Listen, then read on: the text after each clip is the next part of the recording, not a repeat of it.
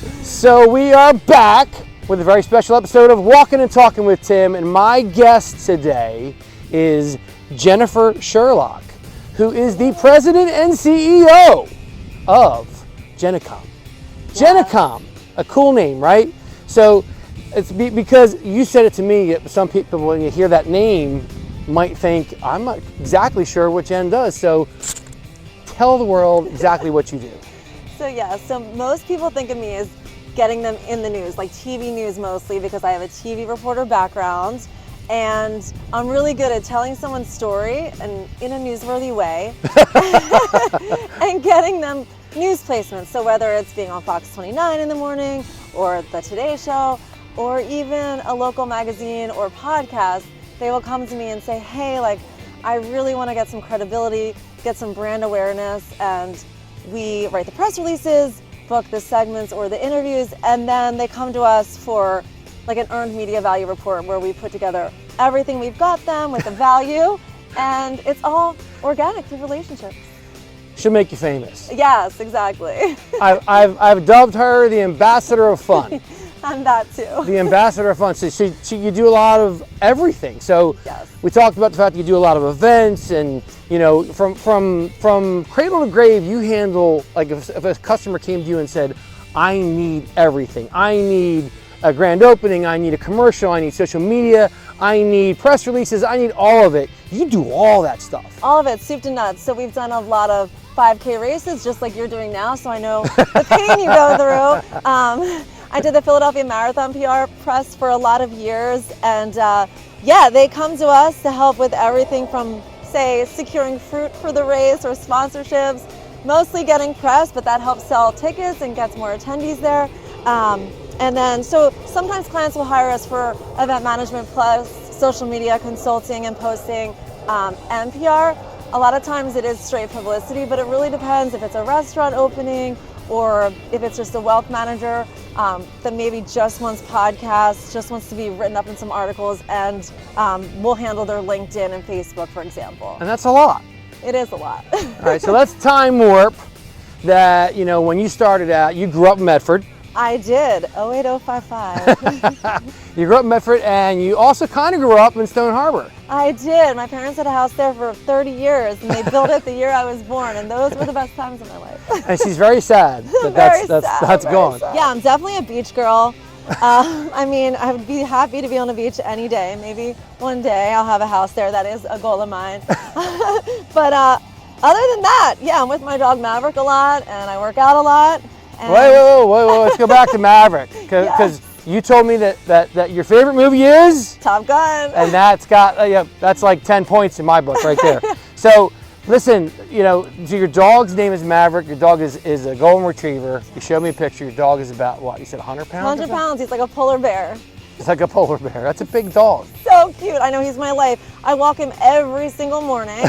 That's how he goes to the bathroom. And like today, his walks are getting longer. They're becoming like an hour. So this is like my third workout of the day. He's great. He definitely is a character. He has, my whole yard is his toys outside. He has a dog door. So he's definitely, I didn't know what I was getting into, to be honest. I still lived in Philly when I got him in COVID, and my mom was like, don't get a dog. I didn't know what I was getting into. You're getting ahead of me. So, yeah. So let's go from Medford to, you went to school at Villanova. I did. And you went for communications. Yes. Obviously. Yes. Jennacom. But you didn't always do this in the beginning. Like in the beginning, you said you had a couple of different jobs, and one of them was TV 40. Yes. With my friend Nick, Nurster Nick. Yep. And that was my first TV job out of Villanova, and I loved it. So if you're in this area, John Clark started there. Oh yeah. Jeff Skaversky, there's some others. And it was a great starting out station. It's no longer there anymore, but it was great to learn the ins and outs of TV news. And that's where I started reporting, and I fell in love with it. It became like an addiction for me. And then anchoring, and I always wanted to be in Philadelphia, so from there I went to Fox in Harrisburg, and then I came to Philly and did some traffic at CW Philly, and I did this horse racing show on Comcast Sportsnet. So yeah, I definitely. You did say when you were little you knew you wanted to do something like this. I did. I knew, like, my college essay going to any school at the time was being the next Barbara Walters. Oh. So, Yeah. We're gonna go left here. Yes. So, but that's cool though. I mean, Yes. you know, when you're that young and you know what you want to do, Pretty cool. That's- Like no one knew in college, that's and pretty I knew. huge.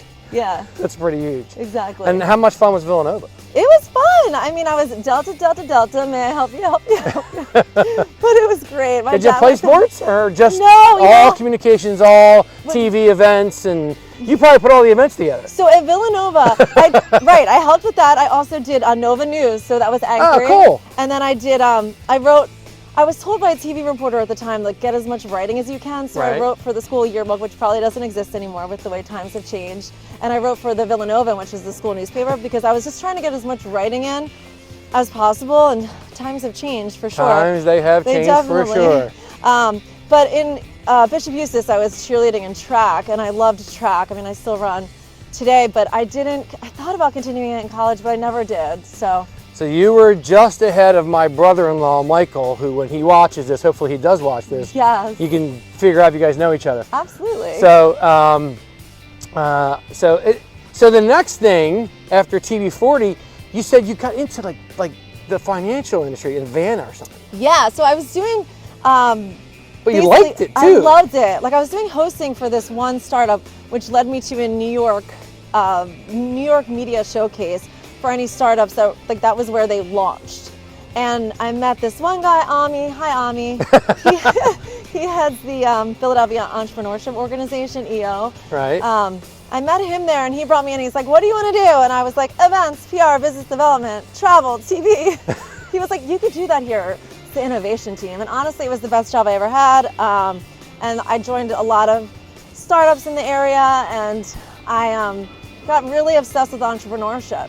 So from there, It's easy to do. it's easy. I know, and I love people who create things and start things like you. And I find it so interesting, and I admire people's grit. So I really like people's, it's not easy being in business. No, it's not for the faint of heart. No, you gotta have thick skin, But you did it almost twice. You started out as a different name, you said. Oh, yes. And because it was taken, you had to go Yes, back and change yes, the name. That's right. And then I came with Jenna Communications, which I honestly at the time I thought I'd get back into TV news or something. Yeah. And then it just kept going, and people now are like, "Oh, change it to Sherlock Communications," and I'm like, "I'm not changing it." Nah, I think I'll it's just keep good. it. Yeah, I think it's good too. I think you're good. Everybody knows who you are. It makes Exactly. sense. It all flows together. You're the ambassador of fun. Yeah.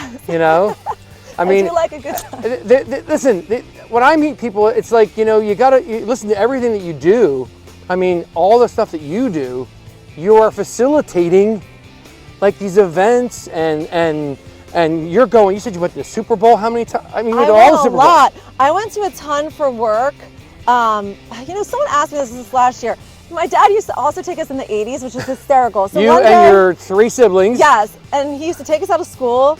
He'll tell you Super Bowl was way different then and a lot cheaper. It was for actual regular people then. Yeah. It wasn't like it is now, which is all Right. about sponsorships and big names and celebrities. Yeah. But yes, I'll have to tally them up. But as an owner of Jenna Communications, I probably went to 5, this is without me counting and thinking of different cities, with a client. And then I went to the Eagles 2018 on my own. I went in 2022 in Arizona. I went in Vegas, but that was just through a client type thing, even though the Eagles weren't playing. And then I went this past year. But is that all work stuff or just? No, so that transitioned into fun after the work Did stuff. it come from people you know at work? Exactly. I worked you don't Radio just Row. get Super Bowl tickets Right. these days. I mean, you got to know somebody. Oh yeah, and I met most of my contacts there. So Radio Row, I worked it for so many years. The party circuit is the same, just in every city. It's the same circuit, just different venues.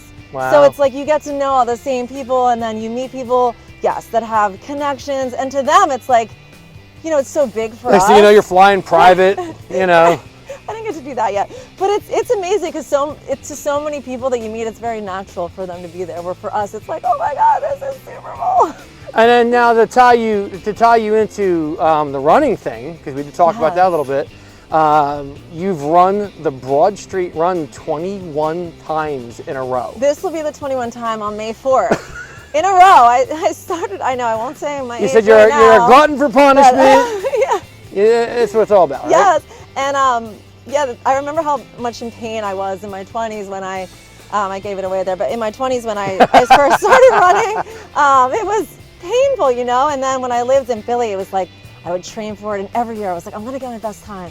And then now it's like, I feel like I can't give it up unless maybe 1 year for the Kentucky Derby so I can get like a big hat and a cool dress. I always say I would give it up for that, but hasn't happened yet. So I'll be running down Broad May 4th. It's incredible. Yeah. but that's not the only thing that you've done. So you said you love working out. I love working out.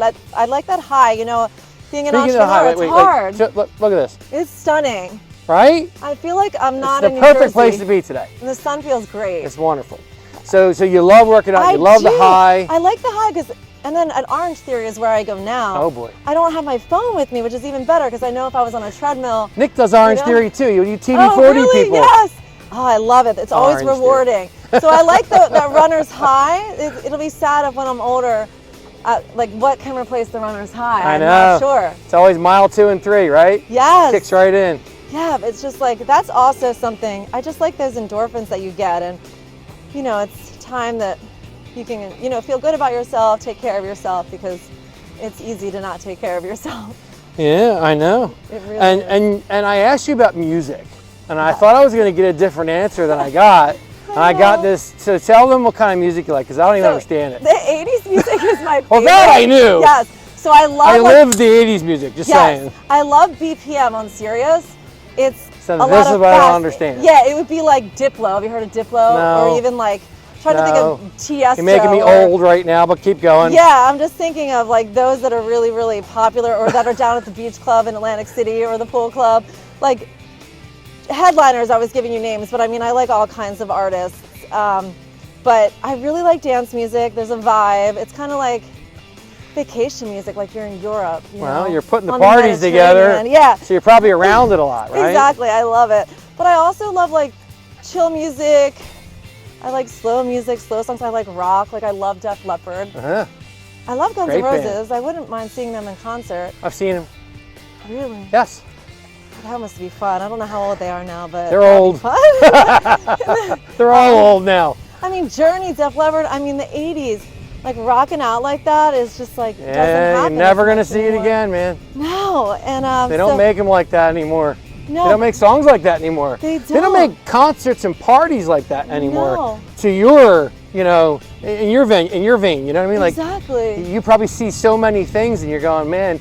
I put together events for all kinds of things and hear all kinds of music, but when you go to a concert and hear that 80s music, it's like, what? Right. How is it so much fun? It is so much fun. It's like nostalgia. And like back then, you know, there weren't phones. It was you're like, don't stop believing. Yeah, exactly. Oh my gosh. And even like, I think I saw Whitesnake once and some others. I'm trying to think. Besides like Def Leppard, Journey, I've seen Whitesnake and some, I just can't think of them all right now. But yeah, that is like my favorite music. I'd love to like just go to more concerts. I do love Coldplay. That was probably my favorite concert at the Link. Yep. But yes, I do like some country. I mean, who doesn't? But it's more for the tailgates and the pretty dresses and boots. You know? Yeah. So, I mean, but you got to do a whole lot of fun stuff throughout your career. I have. And you're just getting started. Oh gosh, I know. I'm still doing it. You're just getting started. It keeps me young. So if somebody out there wants to become, you know, famous and needs an ambassador of fun, how do they get a hold of you? Sure. So they can contact me at Jennifer Sherlock on Facebook, LinkedIn, and Instagram. On Instagram, it's at JennaCom for my business, and then it's Jenna Communications on Facebook and LinkedIn. But yeah, I mean, shoot me a message. I answer all platforms, so you can find me. You can find me anywhere. My number is on press releases. There you go. Yeah. So definitely stay in touch. Giddy up. Well, thanks for being on. Of course, it was such a pleasure. This place is a treasure. Red Bank National. What is it called? Red Bank Battlefield. If you haven't been here, get here, right? Yes. So listen, everybody else, thanks for watching. Keep on walking. Keep on moving. Follow me on Instagram, YouTube, and all the other channels. And we will see you next time on Walkin' and Talkin' with Tim. Peace, y'all. Peace out.